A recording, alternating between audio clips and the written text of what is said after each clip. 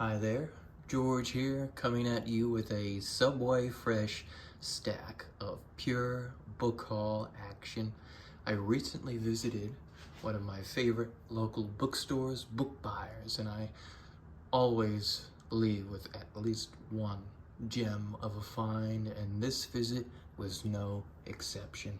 So let's get started. The first thing I came across, and I snatched at this like Bilbo Baggins at the ring. This is The Last Western by Thomas S. Salis, I believe you pronounce it. And I actually found out about this, if I remember correctly, from the Neglected Books page, a wonderful resource full of all kinds of reviews dedicated to the best kind of literature, the buried kind. And this actually has a history that is almost more interesting than the book itself. I can't remember all the details.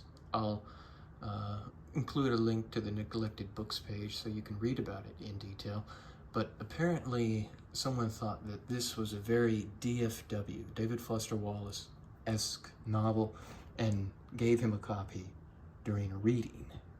And now we don't know if he actually read this book, but we know it was in his possession. It would be even more interesting if we got his take on it. But some people believe that this is written in the style of DFW. Whether that's true or not remains to be determined, but we can actually read a little bit of the first chapter here. Willie was born in the town of Sandstorm, New Mexico, in the times that are now forgotten. Very few people were ever born in Sandstorm, New Mexico, and the few people who have passed on. Sandstorm itself has passed on. It was one of those towns that the great southwest storms of 1988 to 89 blew off the prairies. The Last Western. Now, this actually came out in the early 70s.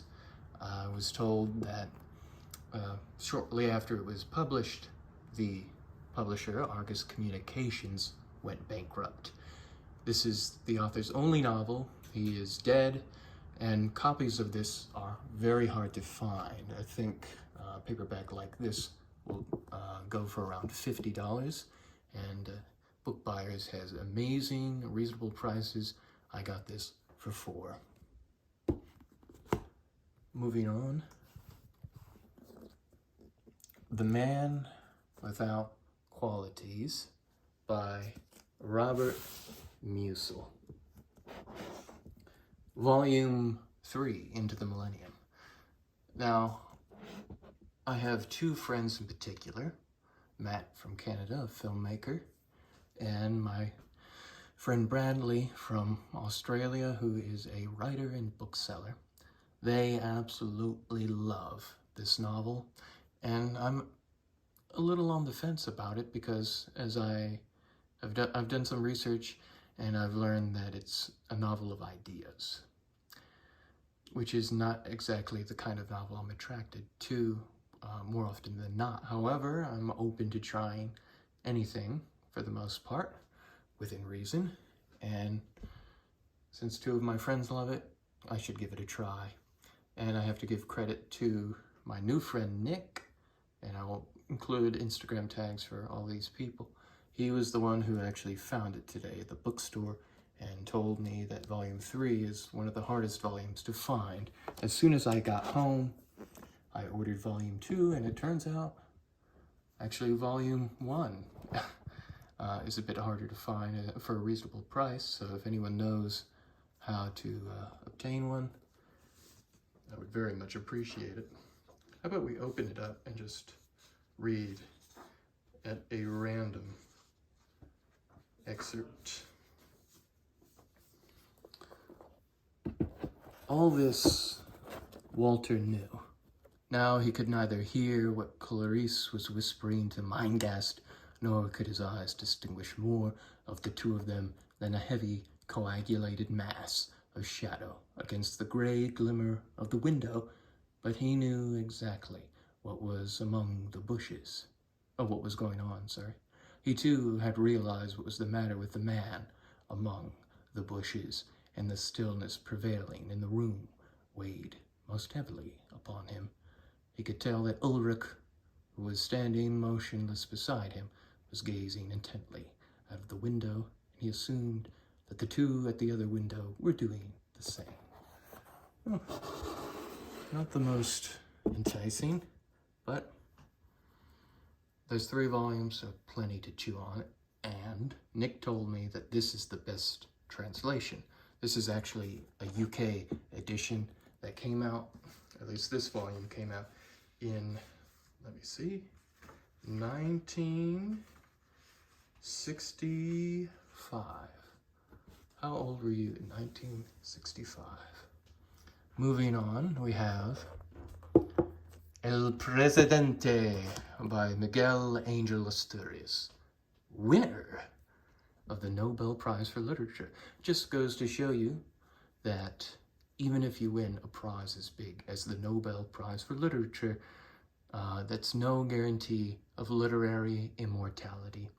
In this case, many of Asturias's novels are out of print, and I only recently obtained his, what is often considered his magnum opus, Men of Maze.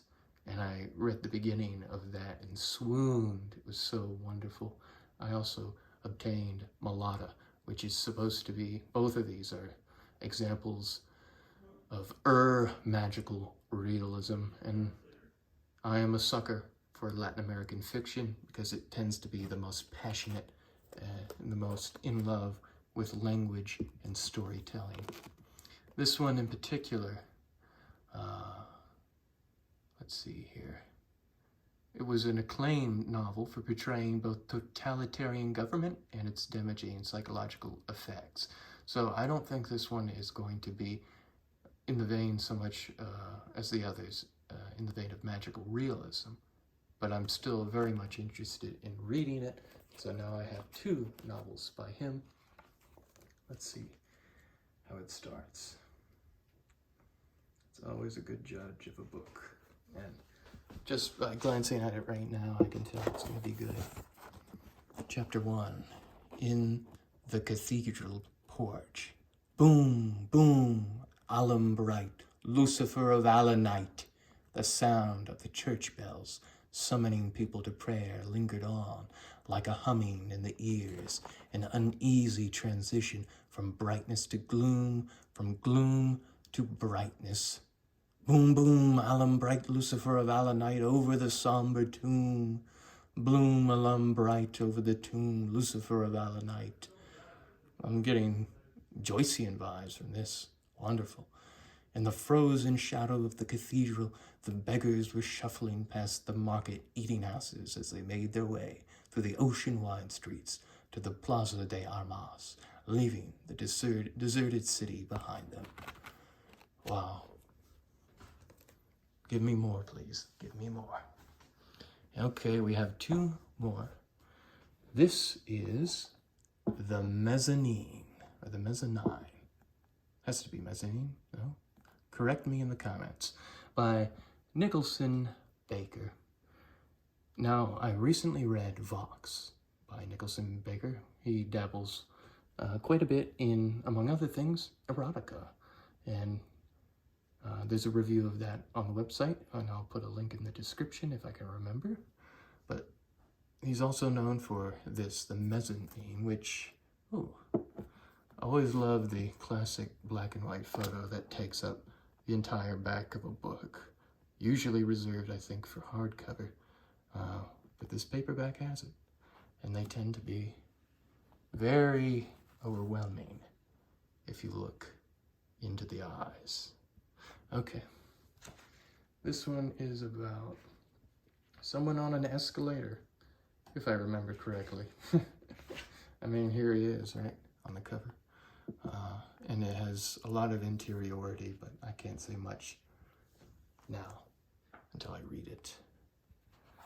And the final one is Call Me Ishmael by Charles Olson.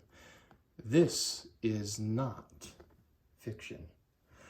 And how I even discovered this book is a pretty interesting story, because most people nowadays get their recommendations from social media. Where else? Goodreads, Instagram, Twitter, and YouTube. But recently I was at a library in Florida, and I went to the section where they were actually selling books instead of lending them out. Very modest section. And I came across a small poetry volume that caught my attention. I can't remember why it caught my attention, but on the back of the book, it mentioned this, Call Me Ishmael, his criticism of Moby Dick. And I said, I want that. Why couldn't that have been there? I'm not so much interested in the poetry. And he has almost some fringe theories about how Moby Dick was composed. I can't remember off the top of my head. And as you can see, there's not much in the way of jacket copy on this edition. But it made me want to read it all the more. Apparently it was published in 1947. But it goes into some fringe theories about the composition of Moby Dick and the evolution of the manuscript. So, since I recently read Moby Dick with my friend Matt, along with Pierre Sange's Ahab sequels, I will be reviewing that, and since I haven't reviewed it yet, I'll review this title as well, probably, if it moves me. So, that's it. All I can tell you is, thanks for watching. I hope you enjoyed these finds as much as I enjoy finding them and buying them. And if you're ever in Charlotte, in North Carolina, I can't recommend enough a visit to Book Buyers. You won't be disappointed in their selection and their prices, so be a good patron, give them a visit, and be a good YouTube viewer and give me a like and a sub and 100 comments per person. Just kidding. Okay, so here's another awkward sign off, and hope to see you guys again. Thanks again for watching.